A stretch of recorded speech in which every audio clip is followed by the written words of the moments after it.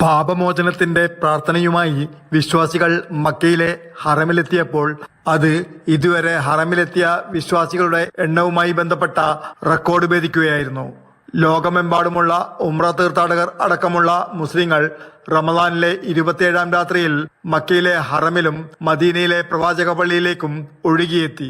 വിശ്വാസികൾ തറാവീഹ് തഹജ്ജുദ് പ്രാർത്ഥനകൾ നടത്തി. മക്കയിലെ ഹറമിൽ 4.2 ദശലക്ഷത്തിലധികം വിശ്വാസികളാണ് എത്തിയതെന്നാണ് സൗദി അറേബ്യയുടെ ഔദ്യോഗിക ചാനലായ അൽ അഖ്ബാരിയ റിപ്പോർട്ട് ചെയ്തത്. ഹറം സിഇഒ എഞ്ചിനീയർ ഖാസി അൽ സഹറാനിയെ ഉദ്ധരിച്ചാണ് റിപ്പോർട്ട് ചെയ്തത്.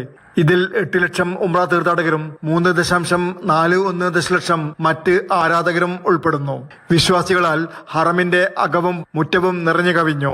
പ്രാർത്ഥിക്കുന്നവരുടെ നിര റോഡുകളിലേക്കും നീണ്ടു.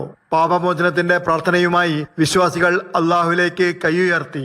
Jafar Ali Palakkot, Mathrubhumi news, Mecca.